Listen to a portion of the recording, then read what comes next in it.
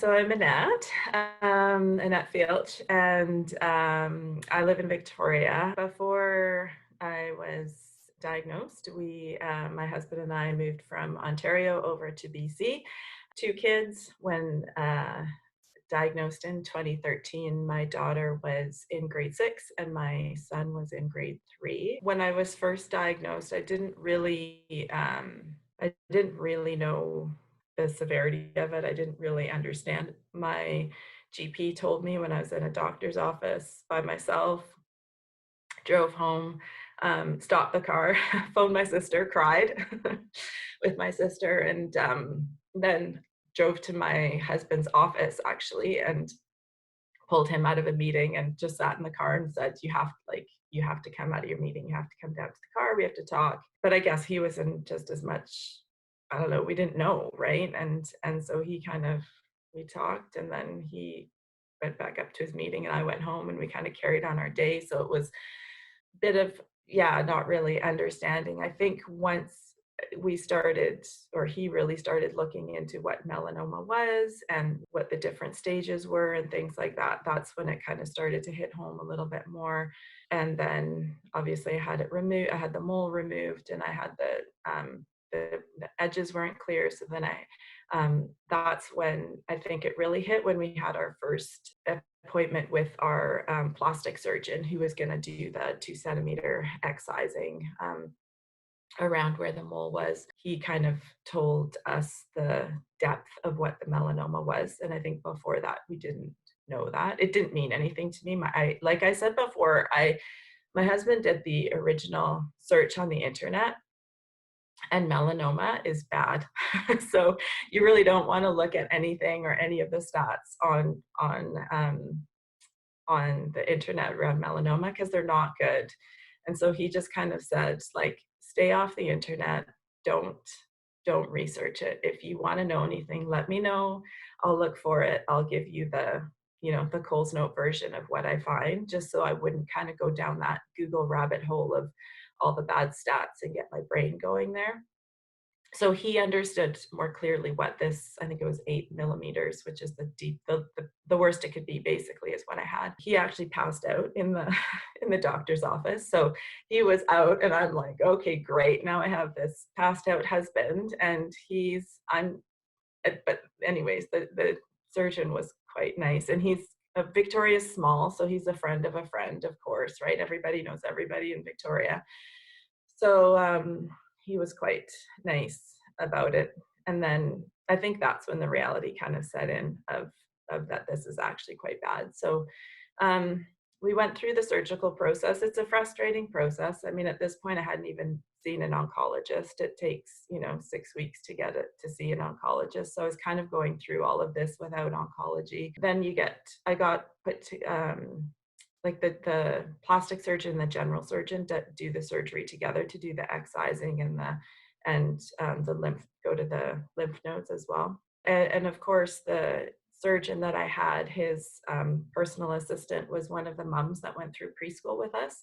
So bless her heart. My plastic surgeon immediately went on vacation, and then we couldn't get this surgery booked, and I'm panicking now, thinking I have this cancer that's growing. I mean, now I know it doesn't really grow that fast, and I realized that they probably weren't in that much of a rush because they realized that, it's a slow growing thing and it's been growing there for a long time. We don't need to get in there the next day. But I felt like my arm needed to be, my mole was like on my lower arm, kind of in my armpit, but on my arm.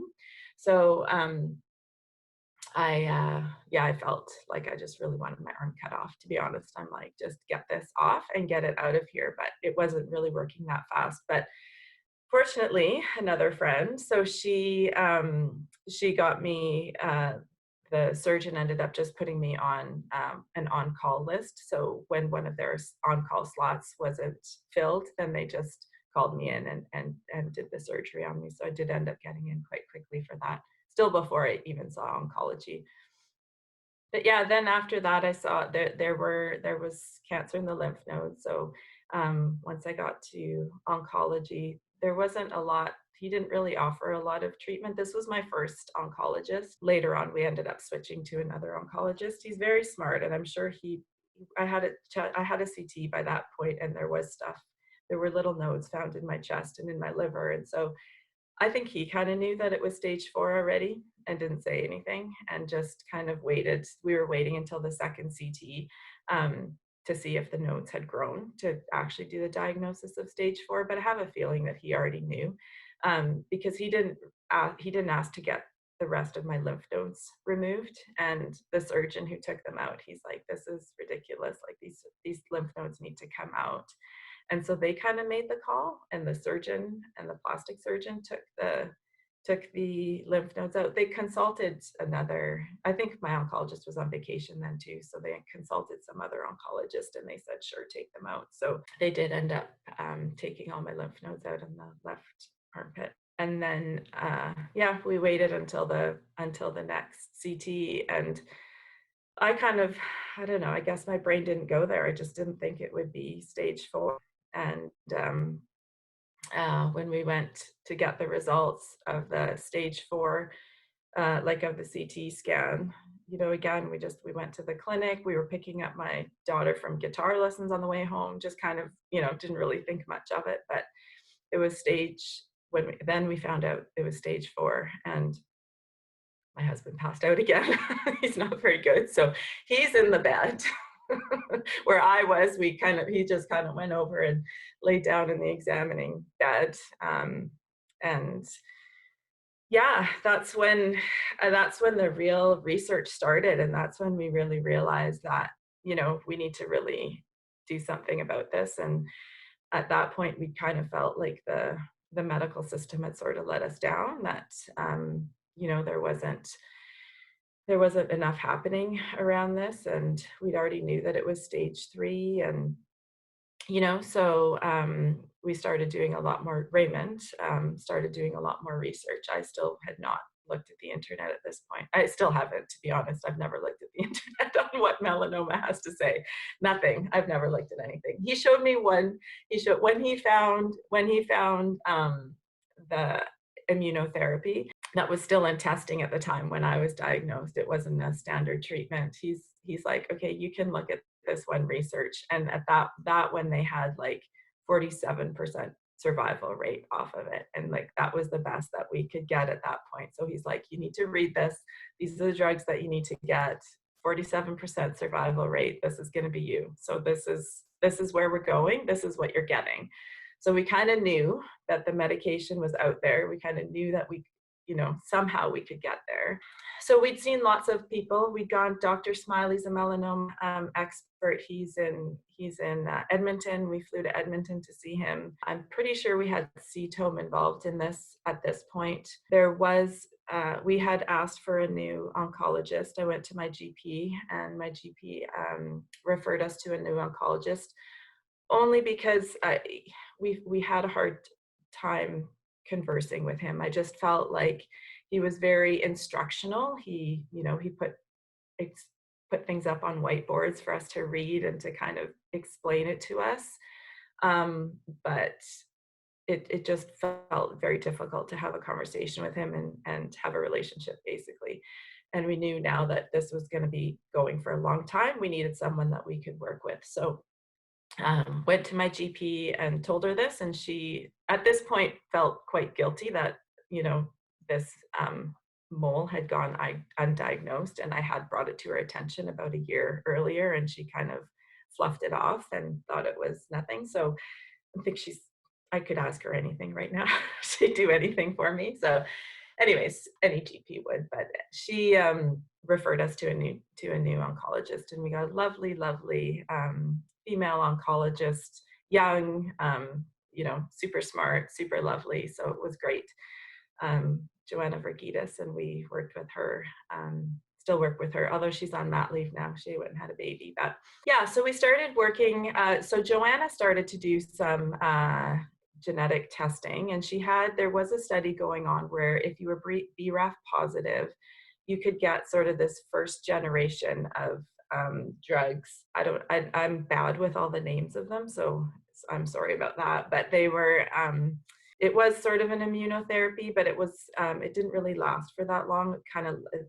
It gave you about 3 or 4 more months. But when they tested me, I was BRAF negative. So I didn't qualify for that clinical trial. She tried a bunch of other clinical trials. I didn't qualify for them. My tumors weren't big enough. A lot of them you needed to have a 1 centimeter diameter tumor, which I didn't have. My chest was just full of a whole bunch of little ones. And that's when we started going to Alex. And that kind of was a game changer. I think all the way along, everyone that we kind of talked to, they all kind of said, even Dr. Smiley, he's like, just be the squeaky wheel, be the squeaky wheel, make sure you're the squeaky wheel. And we were like, the squeaky wheels need to ask for something, and we don't even know what to ask for. Like, I don't know, how do you be a squeaky wheel in this world of oncology and BC cancer? And I think part of what Alex really helped us with was knowing what to ask for and knowing what was out there and knowing the different paths that we could go. You know, he gave us lots of things. He explained the cancer to us, so we finally sort of understood it. For me, I think that was paramount because I then could take everything that he was suggesting around about diet, about exercise, about all of those things, about relaxation, you know, trying to de-stress, trying to get your nervous system calmed down, trying to get your, you know, anti-inflammatories down, all those sorts of things kind of then made sense to me, and then provided us with the information of, you know, this is what you should be doing, exercising. I've always been a runner. I was running, I did triathlons. I was very kind of an aerobic exercise kind of person. That's what helps me. But you know, he explained about, you know, doing actual strength training, and that if, you know, you're doing your strength training, you're kind of tearing your muscles a little bit, your blood is going to that muscle repair, it's going away from your tumors. I'm like, okay, full on, bring on the gym. Yep, I was like down there. One of my good friends gave me this, you know, I can't remember that old, that it's like from the 50s or whatever, that woman that says we can do it, and she has that red headscarf on. So she gave me a t-shirt like that with my face on it, and like so I put on my t-shirt and I went down there and I'm like, I can do this. And I would do my workouts down in the basement. I had my weights, I had my like, well, I had a friend who was an exercise, like a personal trainer, I guess. And so she put together a personal training thing that I could do at home, or she would take me to the gym and we would go to the gym and we would do the training at the gym. So I was like, yeah, these muscles are going to get torn and I'm going to get strong, and these tumors are getting no more blood. So I would just kind of, you know, it just kind of helped me motivate it. And then the whole thing about sugar, I'm like, this sugar is going straight to the tumors. I am not eating sugar because that sugar is going straight to my tumor. I'm not feeding this tumor. I'm not feeding the tumors. So it was just really helpful to know like why I was eating this way, why I was eating, you know, a cup of pomegranate seeds every day. Like why was I, you know, honestly doing all these things. And it just, for me, it was really motivating to understand all that and to be given the information of everything that I could be doing, right? And so that's where it helped me. We did send my tumor to go get genetically tested through CTOAM. They found that it was BRAF positive, so it was opposite of what the cancer agency had found, which was interesting. And we just kept that information to ourselves. We actually, to this day, have not told my oncologist that their genetic testing is wrong, because I kind of don't want to know. I don't want to go, I would never, I'm sure they have good trials or whatever, but I think I would now at this point trust Alex to get me through some kind of trial or some sort of thing like that. I don't really need to know what their path might be at this point, because I'm not sure that I would necessarily follow it anyways. So we just kind of kept some of the information to ourselves of what we found from CTOAM, and kind of, we had to become our own navigators. Like, you kind of realize that there's no one that's going to get you through this. There's no one that knows what's going on more. Like, Alex knows a ton, he does, but he also, we know what we have to deal with the oncology and with the BC Cancer Agency. There's so many different resources, and so you can't just put your trust into one person and one thing. Um, and I think that's what CTOAM kind of teaches you, is that this is the path, or this is the best path, or one of the paths, one of the many paths we can take. We're going to start with this one, and they'll help you get there. But it needs to be in conjunction with, the cancer agency had my tumor, so I needed to then go there and get it over here. And you kind of start to realize that everything needs to work together, and you need to be the center point of it, or it's not gonna work together. You can't put your trust in someone else to look after you. They don't have your best. They do have, I know they want to help you, but they don't have the drive that you have, or that I had, to stay alive. Like, I needed to stay alive, and these I'm sure the oncologist also wanted to help me, but his drive for me to stay alive is not the same. And so you need to be like, you need to be that person that is going to keep yourself alive. I'm clear. I've had no treatment now for 5.5 years. So really, I'm fine. I should be fine.